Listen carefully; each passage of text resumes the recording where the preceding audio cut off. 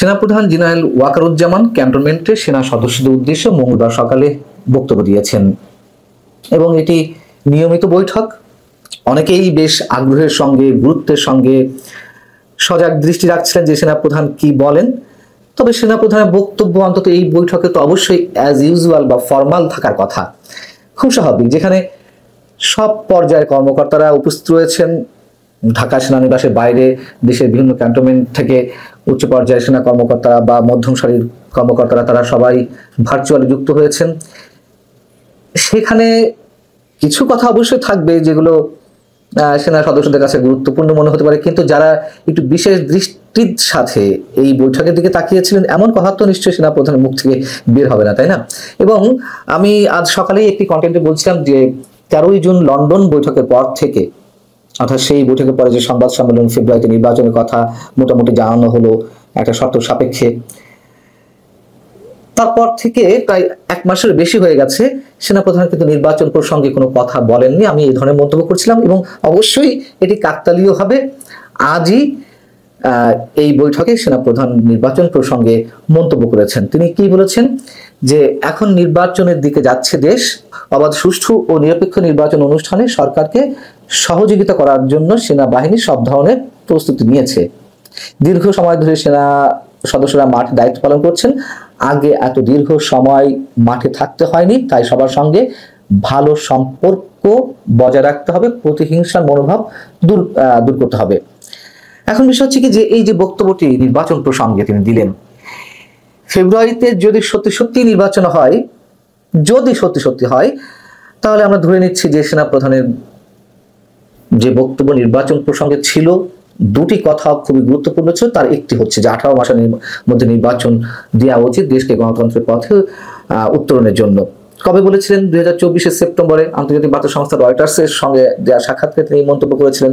তো সেপ্টেম্বর থেকে মানে 2024 সেপ্টেম্বর থেকে 2025 পুরো 12 মাস এবং ফেব্রুয়ারির 2 মাস, তা তো মোটামুটি 18 মাসের মধ্যেই থাকছে বিষয়টি। তো একটা বিষয় থাকছে, আর একটা বিষয় তিনি সবসময় গুরুত্বের সঙ্গে বলেছেন, রয়টার্সের সঙ্গেও সম্ভবত ওই ইন্টারভিউতে তিনি বলেছেন। আবার যে অফিসার্স অ্যাড্রেসে করিডোর এবং দেশের বন্দরগুলো নিয়ে তিনি বেশ উচ্চকণ্ঠে বক্তব্য রাখছিলেন, সেখানেও তিনি সম্ভবত বলেছেন যে নির্বাচন হতে হবে অংশগ্রহণমূলক, আমার যদি ভুল না হয়ে থাকে, অথবা বিডিআর যে ট্রাজেডি দিবস সেই দিবস উপলক্ষে আয়োজিত অনুষ্ঠানে বলছিলেন।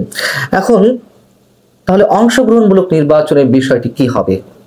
তার বক্তব্যে তো দুটো প্রধান পয়েন্ট ছিল। একটা হচ্ছে যেটা বললাম যে 18 মাসের মধ্যে নির্বাচন, সেটি ঠিক আছে থাকছে। আর অংশগ্রহণমূলক নির্বাচন হলে কি আওয়ামী লীগকে নিয়ে নির্বাচন হবে নাকি আওয়ামী লীগ ছাড়াই নির্বাচন হবে?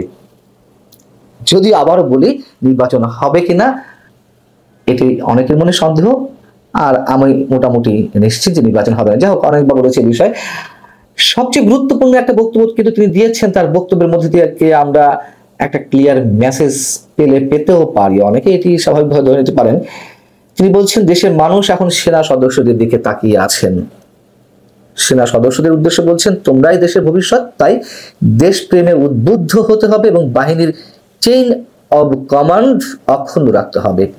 দুটো বিষয় এখানেও, সেটি হচ্ছে দেশের মানুষ সেনাবাহিনীর দিকে তাকিয়ে আছেন। চরম সত্য কথা, চরম সত্য কথা। এই মেসেজটা যে তিনি জানেন, জানারই কথা, না জানার কোনো কারণ নেই। তবে কোনো কোনো ক্ষেত্রে আমি এর আগে মন্তব্য করেছি, সেই মানুষেরা যারা তাকিয়ে আছেন সেনাবাহিনীর দিকে, তাদেরই একটা বড় অংশ এখন ক্ষুব্ধ প্রতিক্রিয়া ব্যক্ত করছেন বিভিন্ন কারণে। যেহেতু তিনি জানেন এবং এটাও তিনি জানেন যে ক্ষুব্ধ প্রতিক্রিয়া এখন সেই মানুষরা কেন ব্যক্ত করছেন। আরেকটি হচ্ছে তিনি কমান্ডিং নিয়ে প্রশ্ন করেছেন। নানান ধরনের গুঞ্জন তো আছে সেনাবাহিনীর মধ্যে, হয়তো সংখ্যাই খুব কম, হয়তো 2-1 জন, হয়তো একজনই নানান ধরনের তৎপরতা চালাচ্ছেন সেনাবাহিনীকে অস্থিতিশীল করতে, সেনাবাহিনীর উপরে মধ্যে বিশেষ একটি মানসিকতার সম্পন্ন গোষ্ঠীর তৎপরতা চালাতে, এই ধরনের গুঞ্জন তো আছে। সেই দিক থেকে তার এই যে বক্তব্যটি, বাহিনীর চেইন অব কমান্ড অক্ষুণ্ণ রাখতে হবে, খুবই সিগনিফিকেন্ট। এবং আমি তো প্রথমেই বললাম যে যেহেতু একটি ফর্মাল বৈঠক, সব পর্যায়ের কর্মকর্তা রয়েছেন, তিনি নিশ্চয়ই এখানে সব ধরনের মন্তব্য করবেন না। এখন তিনি কি বলবেন যে আমি নির্বাচনের সহযোগিতা করব না? আমরা ধরে নিচ্ছি যে অবশ্যই সেনাবাহিনী সহযোগিতা করবে, কিন্তু যদি এই ধরনের কোনো মানসিকতা থেকে থাকে কারণ, তারা তো প্রকাশ্য বলবে না। আমি সেনাবাহিনীর কথা বা সেনা প্রধানের কথা একেবারে স্পেসিফিক করে বলছি না, কথা বলছি। যাই হোক, এখন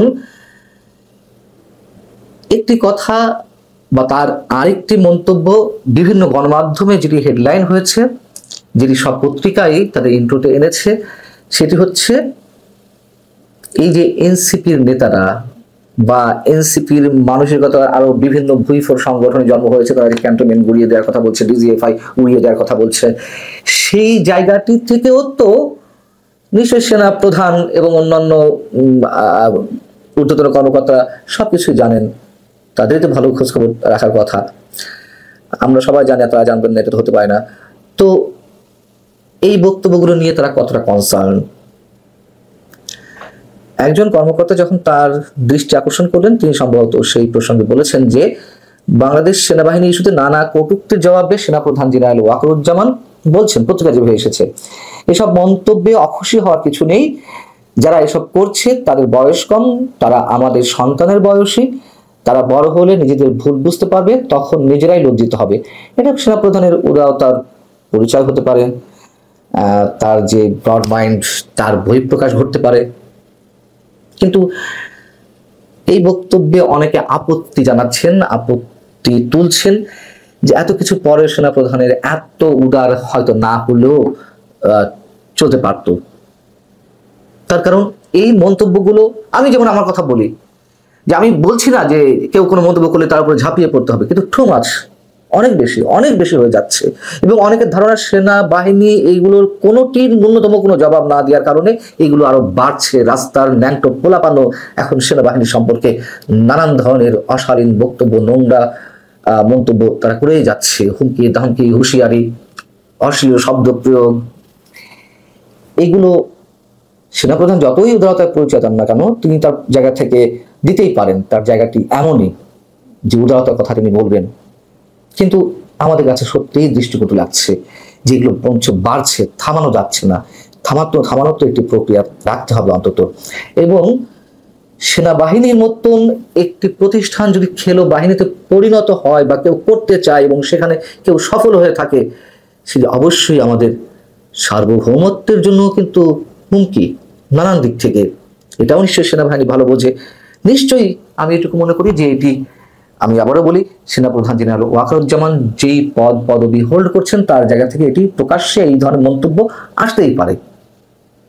কিন্তু আমার মনে হয় না যে সেনাবাহিনী একেবারে চূড়ান্ত পর্যায় পর্যন্ত ধৈর্যের জায়গাটুকু ধরে রাখতে পারবে। সবচেয়ে বড় কথা, ধৈর্যের জায়গাটুকু ধরে রাখতে পারুক আর না পারুক, এটি আমাদের দেশের জন্যই হুমকি।